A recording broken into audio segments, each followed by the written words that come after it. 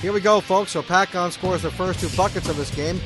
Matt Tobin to Ryan Carroll, 4-0 Hopatcong. Hopatcong's Kyle Henderson knocks down the NBA 3. They lead 7-3. Here comes Pequannock. Kyle White off the drive, counter plus the foul, 3-point play. Pequannock up 9-7.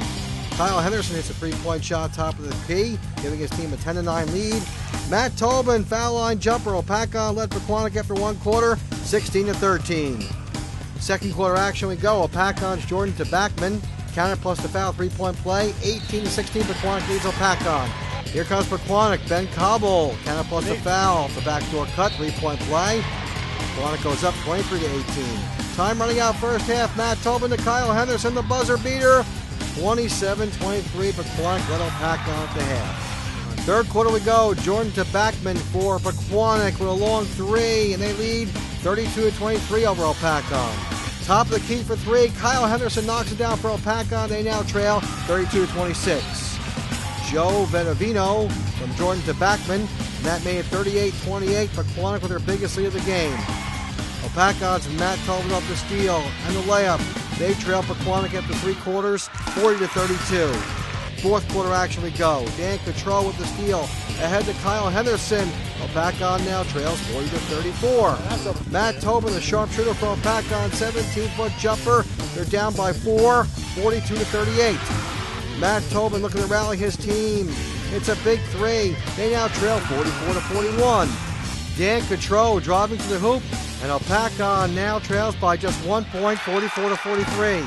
Pequannock gets a big reverse layup from Ken Brunda. That makes it 46-43 Pequannock.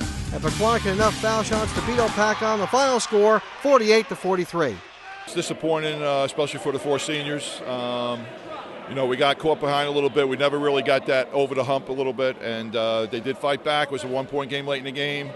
We had a couple of situations under the basket I thought might have went our way, but they didn't. All we needed to get was to get that lead and turn the momentum a little bit, and it just never happened. I give them credit. They played well. It's a very hard loss, but what we can take from it is that hopefully we're in the same situation next year, looking to battle back, because we got a couple kids that are working their way up like they did this last year, and hopefully we can come out on top next time. We knew coming in here was going to be a tough game. I mean, Tobin is just an awesome player, probably one of the best shooters that we've seen all year, and Stephen Boyd, stuck him all night long and did a great job for us. I mean, to shut a player like that down to 15, you're never going to hold a player of that caliber, to nothing, obviously. But I thought if we could hold them under 20, we'd give ourselves a chance to win the game, and that's what happened. The key in this game at Hopatcong High School tonight was the defense of Stephen Boyd all over Matt Tobin. Tobin did score 15 points, but he's coming off a couple 30-point games. We faced, all kinds of combination defenses through the year. Matt, of course, has seen a lot of boxing ones, but their length hurt us a little bit. We didn't execute as well as we usually do against the box, and we had some open looks. We wanted the box to move. DC, a couple guys had some looks, but the ball didn't fall. If Matt only would have scored 8-10 points tonight, we would have won the game. So be it. But we had looks throughout the game. They just didn't fall. And then around the basket, they were big. But the most disappointing thing was our transition. We talked about before the game. They beat us down the floor. Half of their points came in transition.